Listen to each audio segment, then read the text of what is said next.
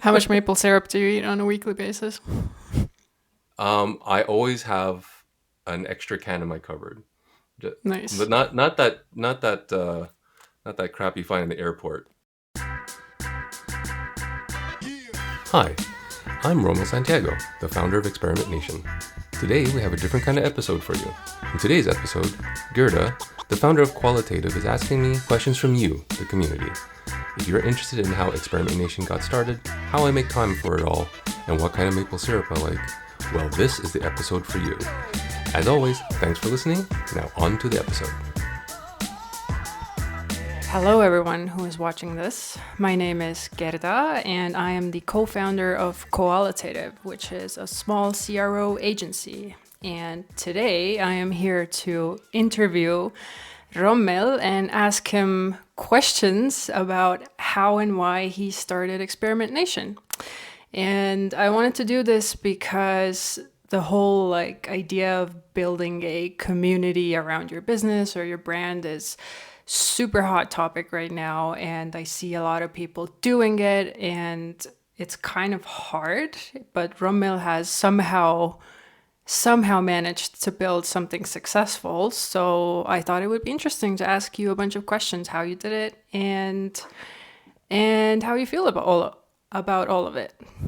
So thank you for being here and agreeing to Thank do you this. for having me on my show. You're welcome. No, but no, seriously, thank you for hosting. I'm always happy to be here. Cool. And maybe let's start with your new job. You recently got a new job, didn't you? I Congratulations. thank you. I started at Optimizely about a month ago. At the time of this recording, I head up go to market there for their feature experimentation line of business, which Hmm. is pretty fun. You get to be knee deep in experimentation, talk to everyone who's really into it. So that's a nice change. That's all I'll say. Um, but yeah, it's been good so far. Nice. And actually, one of our anonymous questions was exactly about that. Like, how is this new job going to influence your sort of, I don't know, direction with experimentation, if at all? Yeah, I had some time to think about this. Even before I took the job, I was like, what happens if I join a vendor of some sort? But I don't think it will change anything. It's something I pretty much laid out pretty clearly with Optimizely that these are separate things. The tricky bit is we're all talking to the same people, so I'm trying to keep those worlds separate. But from what gets published, what doesn't get published, not much changes really. I'm still interested in looking for interesting conversations and topics and people and get those voices heard. So that mandate has never changed, and I don't see any reason for it to change in the future. I imagine they benefit quite a bit from your exposure and all that you've built already as well, right? They benefit indirectly, I think, because I've had conversations, so I can sound like I know what I'm talking about. Um, I know what I'm talking about half the time, really, but they benefit in that regard. In terms of the actual workings of it, they're pretty hands off, so they don't know much about that. Well, yeah, it's super cool to see you working in such a large company and doing all of this on the side. And maybe that's been like one of my questions as well. Like, how do you have the time to do all of this? Because even before Experimentation wasn't like your full time job, was it? No, no, no. It was never a full time job. It was always on the side. How do I do it? I work on stuff well in advance, weeks, months, quarters, if possible. So you're familiar with the conference. That starts way in advance. I work on that content well before we publish. Automation is my best friend. So I write up the posts pretty far in advance. And the only times I'll start getting my hands in there in real time is when I realized I'd made another typo, which happens more often than I'd like to admit. But yeah, scheduling, planning in advance. Um, yeah, that's pretty much how I do it. It's just I try to fit it where I can. Is it just you, or do you have anyone helping you with all of that? Um, I have guest hosts that come onto my podcast from time to time. Hmm. Um, Maybe you know her. She's Gerda. But yeah, I do have guest hosts, so that helps me because I do all the editing. Hmm. Um, I help source the interviews. I help with the guidelines and stuff like that. But for the most part, that's the help I get. Everything else I do. So the survey stuff, the report stuff, the site stuff, unfortunately, is me. Um, I used to be a developer back in the dinosaur ages. So I kind of have an idea of what I'm doing, but half the time, like, I don't know why this is broken. And I just struggle for like hours trying to figure out how to get people logged into the system again. So, Have you tried yeah. to make good use of AI to help with site building? Not the site building itself. I have made a AI chatbot, which was Hmm. cute. It's not a huge project, but I haven't leveraged it to do much for me yet. I'm sure one day it will. As if you believe all the LinkedIn posts, it's going to Hmm. change my life and take me out of my job. So I'm waiting for that day. No, I think somebody still needs to give it directions because it's not That's very what good the at. experts say, Yeah. but that's not what every company seems to think. Just AI everything. True. Yeah, we just like re-platformed our entire site, and Ryan also has like a development background, so he was able to do it with AI. But like I wouldn't be able to do it because I don't have a development background. So like, yeah, I don't know how people are just doing it without having the actual skills. I think it's a lie. So Yeah, we'll never know. Give it a few years. AI will build something for AI, I'm sure. true. Yeah, Yeah, I'm sure we'll see lots of interesting stuff. probably. But back to experimentation. So I imagine that anyone watching this video already knows what this concept Maybe half. is. Half of them, maybe a third. But I mean, they have to find the video somewhere and they see that you have this YouTube channel and Yeah, podcast and all that. sure. But like, could you, in your own words, explain what experimentation is? Like, because I feel like it's much more than just a podcast, right? Oh, that's a great question. Um, Obviously, the word community comes up to mind, but the only the joining thought or the unifying thought behind it is it's a place where voices can be heard, and I think that's the main theme of Experimentation. Where there's a lot of other communities and they focus different areas of it. This one is more about letting people come into the community and not really be judged. Like that happens a lot. I like to Can have you expand on that? What do you mean that it happens a um, lot? What is the judgment? if you ever this is my face of thinking really fast on how to phrase something in a nice way. I think people who have been around in the industry have a very set way of doing things and they have very strong opinions behind it, and they feel that everyone should do it their way. Which honestly, I've been in product management, I've been in development, analytics. It's the same pattern over and over and over. The people who are in the industry first speak the most, get the most exposure, and they want everything to go according to their vision of it. So I don't like that. I think Yeah, there's value in hearing new voices. I agree with you 100% that the loudest voices always get the most attention, right? And Hmm. that's what I really liked about the conference that you put on. First of all, it was just kind of like a good entry, low stakes way to get experience because it was pre-recorded. Yeah, And the sort of winners or whatever were chosen based on like you actually have to do something. You have to put together this talk, as opposed to a lot of the other awards in our industry just go to the people that have the most followers and can, sort of share the thing like, oh, please vote for me. And then that's it, it's right? interesting that you raised that because every time I do something like an award or call out, the amount of struggle that happens where it's like, how can I make this so it can't get gamed? How can I get this to not have someone with the largest following always win? So there's a great deal of thought and pain and struggle, and every time I publish something like a winners list or a list of folks to follow, it's always followed with a lot of what grief am I going to get in about 15 minutes. Well, you can't make everyone happy with that sort No, of you thing. can't. Like somebody Um, has to lose and somebody has to win. That's it. yeah, I try to make it fair. I try to make it representative in some way. Um, and I'm sure that like my perspective on diversity and inclusion and all that evolves, and it will continue to evolve. So I'm sure in a few years I'll look back to now like, oh, I could have done a better job, but you do the best you can. True. And actually, one of the anonymous questions was about diversity as well, because that's also a really hot topic right now.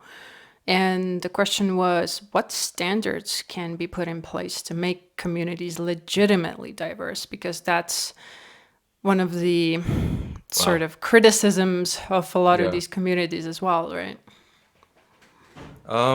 I can't speak for the other communities, but I could say what Experimentation does. So, and this is a little bit of a tangent, but at the beginning, I used to interview anyone who would talk to me because I was nobody. And I reached out to all the big names, and the big names were, for better words, all white guys. So I had a string of, I think, 3 months um, of white guys in my interviews. And I'm just thinking of who's going to talk to me. And then I had a panel of statisticians, and they're all white guys.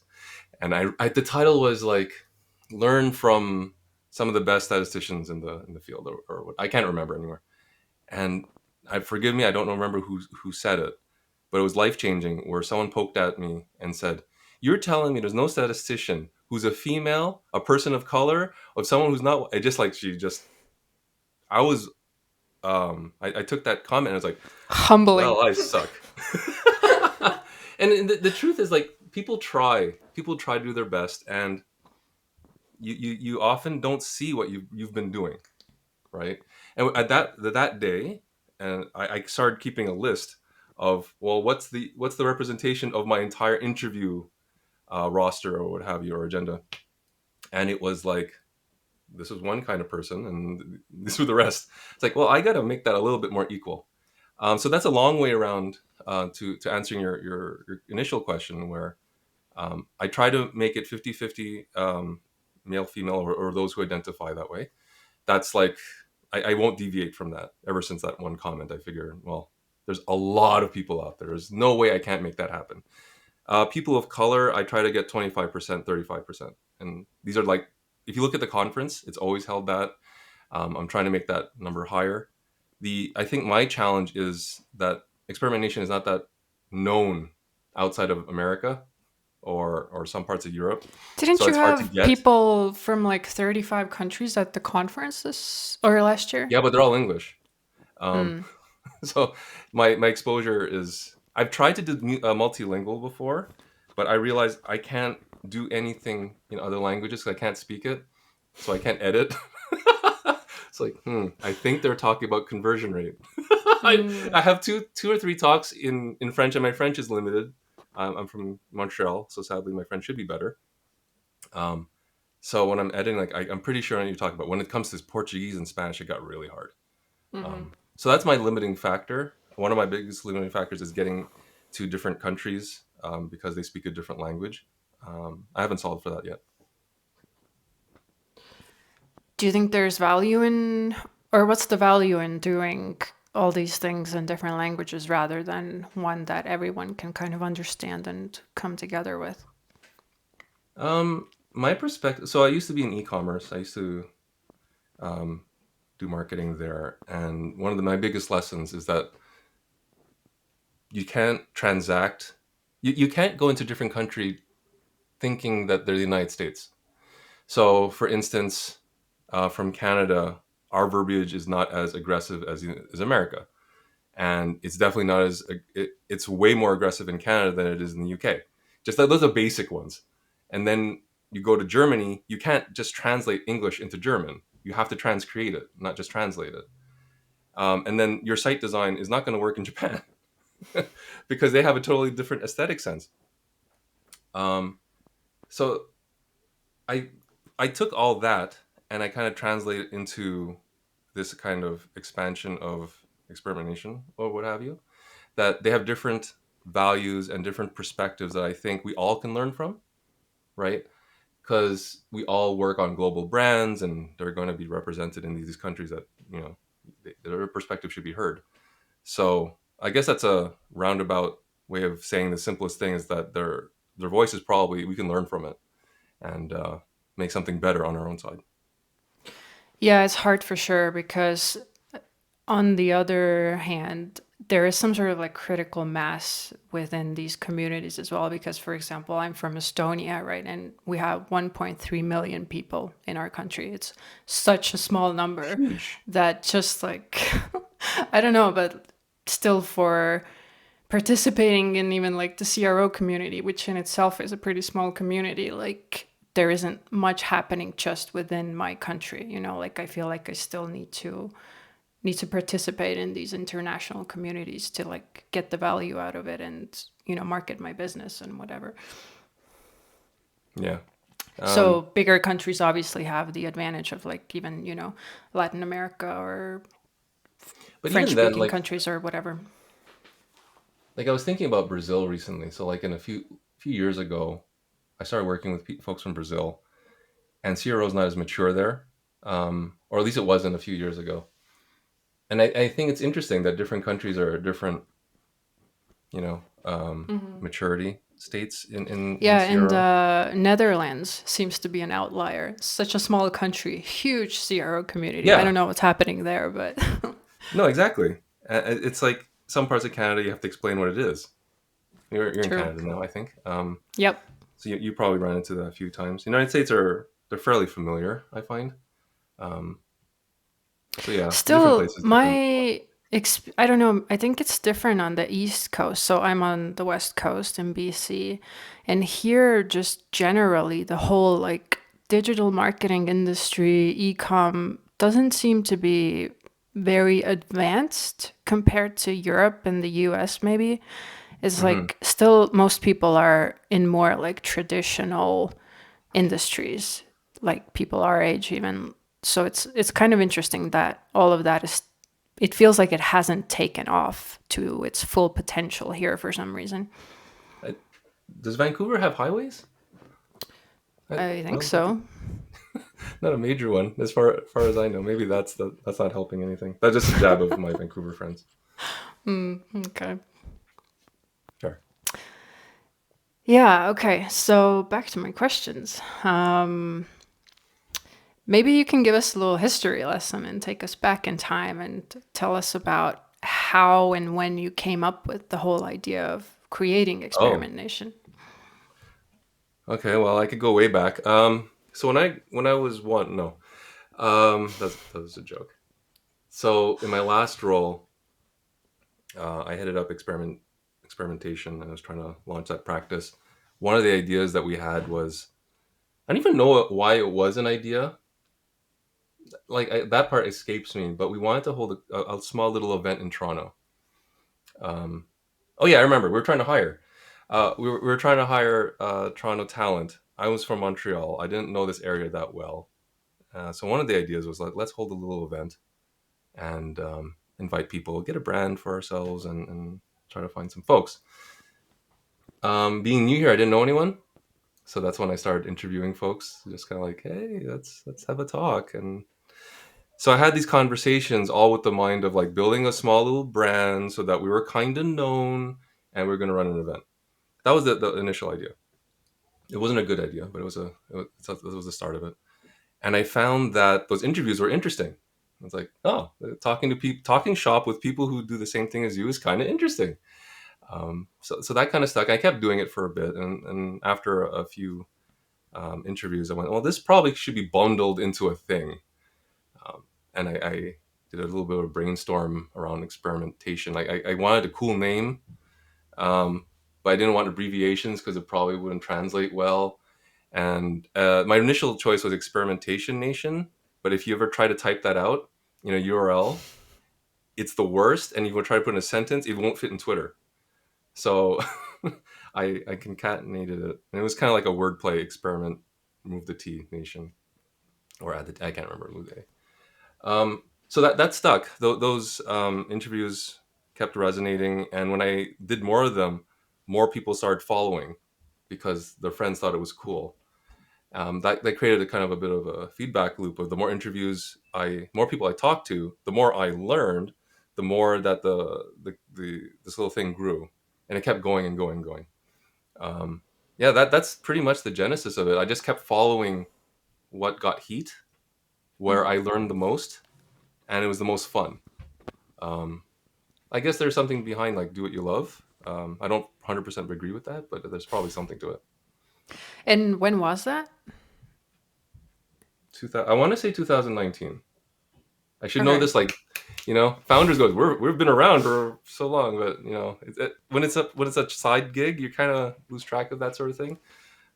Somewhere there, 2019, I think. And when was the moment when you felt like, okay, like this is actually taking off, like we're seeing real growth here? This is Rommil Santiago from Experimentation. Every week we share interviews with and conference sessions by our favorite conversion rate optimizers from around the world. So if you like this video, smash that like button and consider subscribing. It helps us a bunch. Now back to the episode. The first conference, I think at that moment. So before that, it was growing, like a follower a day or something, kind of. Oh, this is cute. I'm growing. And then when I used to do the whole thing manually. Oh, you want access to the conference? Here's the URL, because I put it on a hidden playlist on YouTube. Surprise! That's what I still do. So I thought, okay, email me. I'll email you. And it used to be like very personalized. Thank you for following. Um, and at one point, I wake up every morning. It was like 20, 30, 50. And I was like, okay. this at that moment, I went, okay, this is growing faster than I can handle. I think that was my first taste of it, and I'm realizing that that's why the conference has stuck around, pretty much because from a growth perspective, it's a little bit of a hockey stick every year, and I realize there's going to be diminishing returns, but that's fine. I still have fun with it. And one of the anonymous questions for you was that have you been able to monetize Experimentation in any way? Like, do you get paid for it? Oh, billions, like so much money. It's not. I know I joke a lot. Sorry. In the beginning, I had sponsors, so I thought, oh, this is cute. I can sponsor this, and it. I think I did it more. It was less about the money and more about the legitimacy. Made it feel real. There's a word. Um, this event sponsored by so and so. I was like, oh my god, this is not just me doing it. This is a real thing.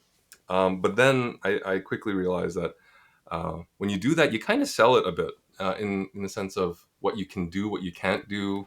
But I was like, no, that's not what I'm going to do with this. So I can't remember when it's like a year or two ago. I went, yeah, screw it. This is all out of my pocket, which is why I keep looking for cheaper podcasting solutions like this one. Not to disparage Quadcast or anything, but we'll see how this goes. Okay. But in terms of like your YouTube channel, Yeah. you have over 1,000 subscribers now. I think isn't that the threshold to monetize with ads and Wow, such? that's a great question. There are three thresholds that you have to hit. So subscriber, yes, we passed that. They lowered it to 500. So the follower threshold is easy. The other ones are harder. So either you have to have 3 million views on shorts. I don't make many shorts. I tried that for a bit. And I was like, I'm not that funny. So no one's gonna watch me. The other one was watch hours. You have to have like 1,000 something watch hours. Now that's challenging when your videos are 20 minutes long. So am I there yet? I'm not quite there yet, but eventually I can make about $5 a month or something. Dream Encouraging. big. Yeah, they must have changed that at some point Yeah. because I think it used to be based only on subscribers. Yeah, it But used to be 1,000 and then you monetize. About 2 years ago when I hit something 800, 900, they changed it on me. I went, oh, you bastard. oh no, you just But at the missed the same time, train. it would not. It's never going to make that much money. I'd have to ramp this up like 10x for it to be even something, which is it's fine. Yeah, true. So, do you think of yourself as a content creator now, or you're still more an experimenter who does content on the side? I don't have an answer for this. Am I a content creator? Kinda. I'm kind of like a repurposer of content, I find, because a lot of these interviews are hosted by friends and well wishers in the community like yourself. And I kind of, yes, I create content, but it's out of content that exists, so I kind of repurpose it. Um, I guess I'm a little bit of an optimizer too, because I tweak along the way. I see what's working, what's not working. We used to have really long format, went shorter. Even if you notice, the videos have different orders of things and different calls to actions in different places. That's been like a we don't have the thousands of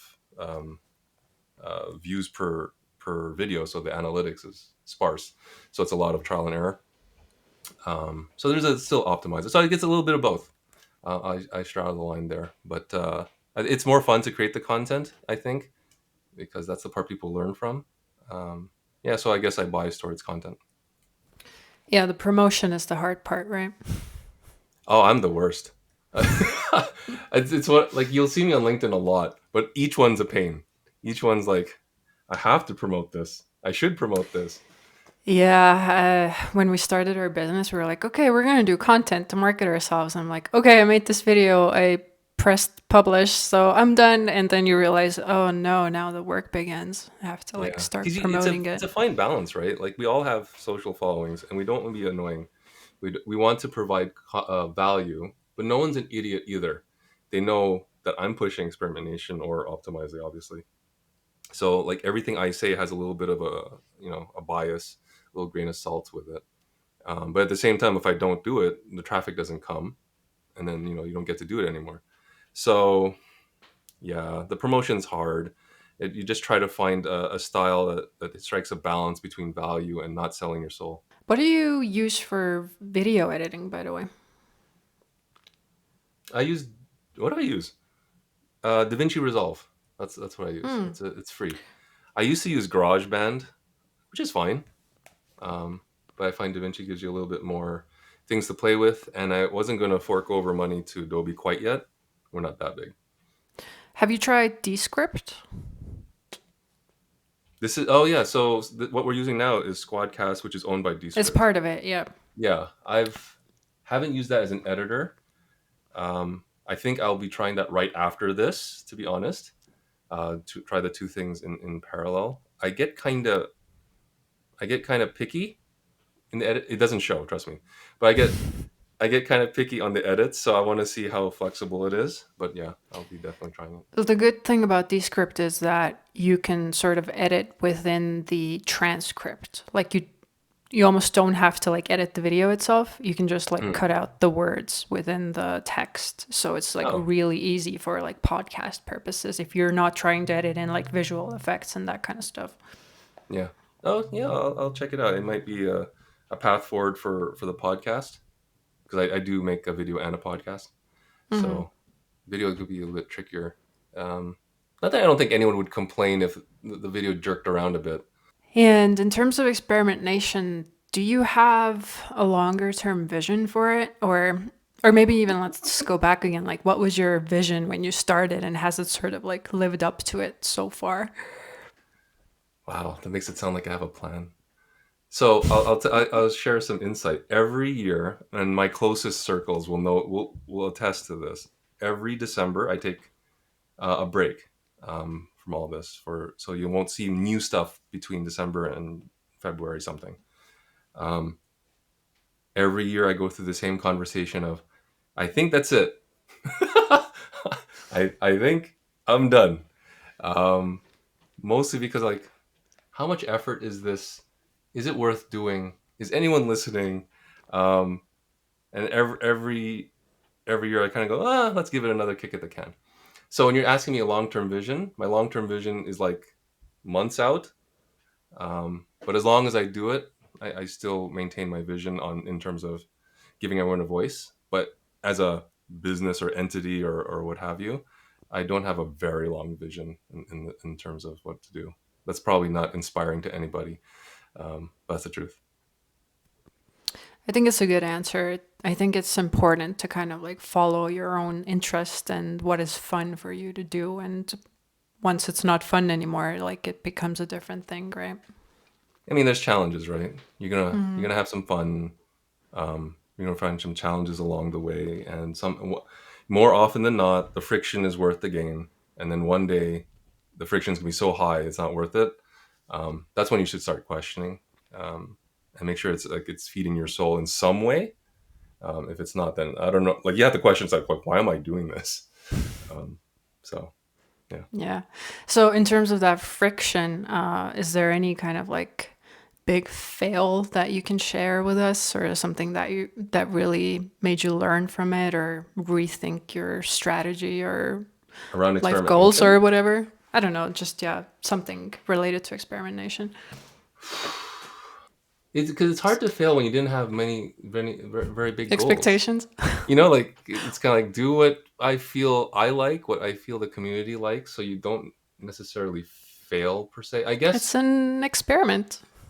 yeah, I think it's not even a big fail. I tried Wordle once. I don't know if you ever saw that. So there's a CRO Wordle that I tried for a couple of years. If you don't know it, that's why I did so well. Um, there was a kind of a trend with Wordle. Everyone liked it. So I thought, oh, what about a CRO inspired Wordle? Um, so there was some time investment, some creative investment. You got to come up with a shit ton of CRO terms that fit within those 6 letters or what have you. Um, and yeah, that didn't go anywhere. So I guess the lesson I learned there is just don't follow the trends blindly. Um, Validate an assumption here and there. You know, not just for me, for all product people, for all e-commerce people, don't invest 2 3 quarters into building a feature unless you have a little bit of data.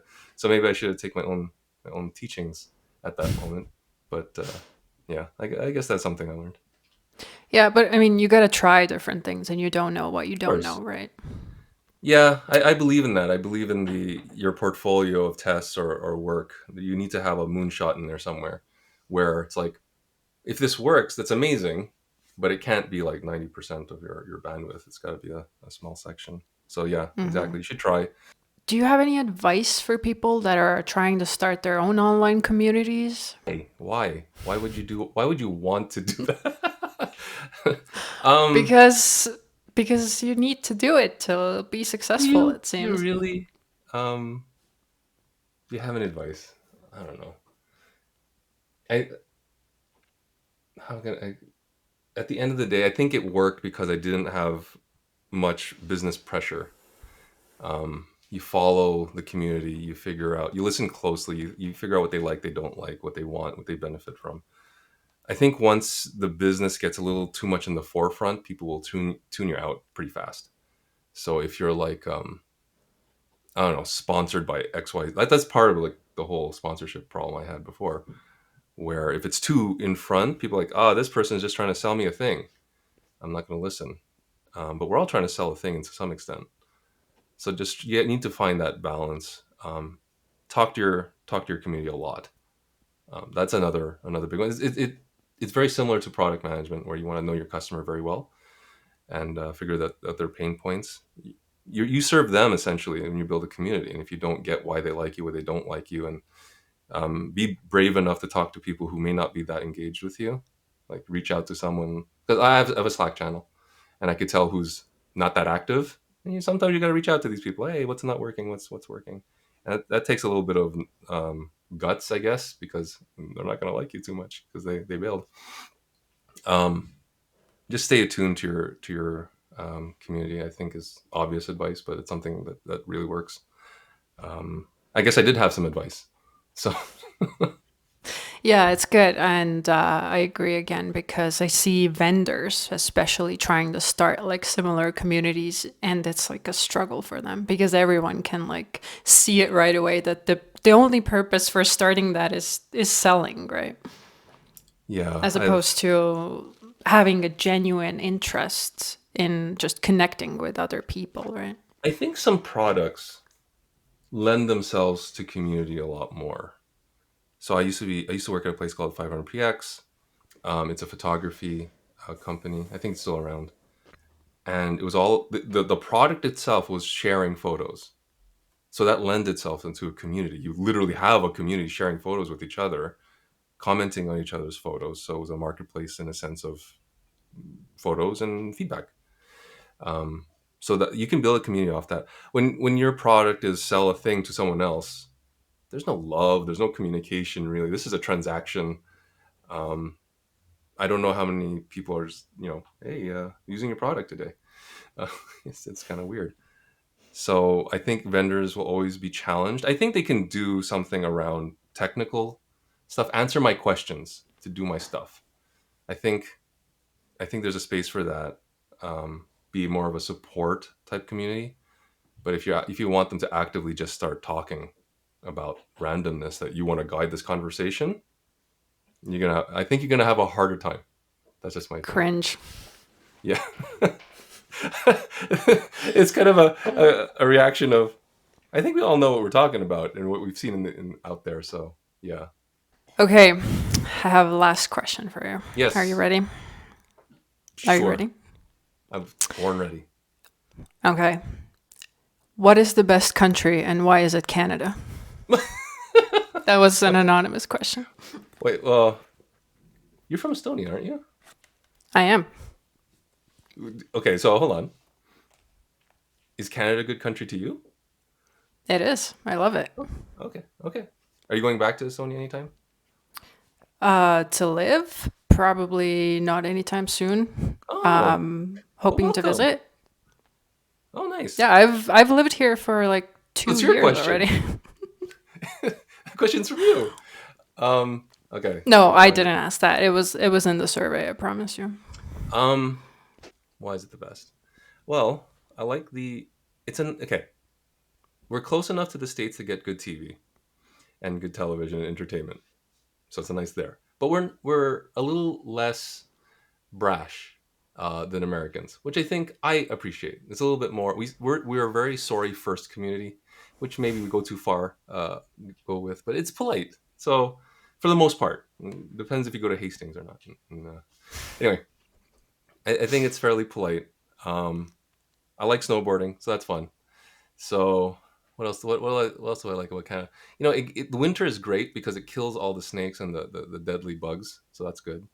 Um, What are if the you like, deadly bugs here?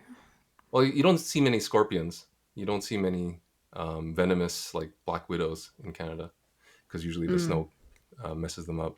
If you like hockey, it's great for hockey. Um, I'm running out of stuff here. There's maple syrup, and we say a lot, so I guess that's all right. How much maple syrup do you eat on a weekly basis? I always have an extra can in my cupboard, but Nice. not that crap you find in the airport. Like it's. I'm from Montreal. Quebec makes most of the maple syrup in the world, Hmm. and they come in like these ugly cans. Um, and if you're not buying an ugly can from Quebec, it's probably okay maple syrup. But Yeah, I try don't that think I had maple syrup once in my life before moving to Canada, and now I have it like at least once a week with as you something. should. Now you're I becoming a know. true Canadian. I guess that's why. I guess that's it. I had the opportunity to move to the United States a few times for different roles, and I couldn't do it. I like the diversity of Canada. Um, for the most part, it depends where you are. I guess the only part I don't like is the prairies because it's very flat and kind of boring. Sorry to all my prairie friends. Yeah, and it's hard even for me to speak to the whole Canadian experience because I've only lived in one province in one town, right? And each province is quite different, and Well, it's you're in a good like part. It's one of the prettier, nicest places in Canada. the Which nature is like insane. yeah, Like it's just unless amazing. you don't like nature, then you pick the worst place. But I think you do like it, so you'd be good. Like you'd hate Toronto. It's all buildings and stuff. Okay, And cool. again, I really appreciate you coming on here Thank because you I for know having that me. it's not easy to just kind of sit there and answer questions about your own work and kind of like, be I vulnerable and whatever. So, well, I hope that we can chat soon again, Yeah, and I'm sure a lot of people will find a lot of value in your experience and we'll see. sharing it. I'm Okay, hoping, let's but we'll see. let's get to those like 10,000 views or whatever you need in YouTube to monetize. So. Be nice. I wouldn't mind like an extra can of maple syrup every month. That's probably what I could You'll get afford. there. You'll get Yeah. there. Well, I can dream. I have a vision now. Nice. This is Rommil Santiago from Experimentation. Every week we share interviews with and conference sessions by our favorite conversion rate optimizers from around the world. So if you like this video, smash that like button and consider subscribing. It helps us a bunch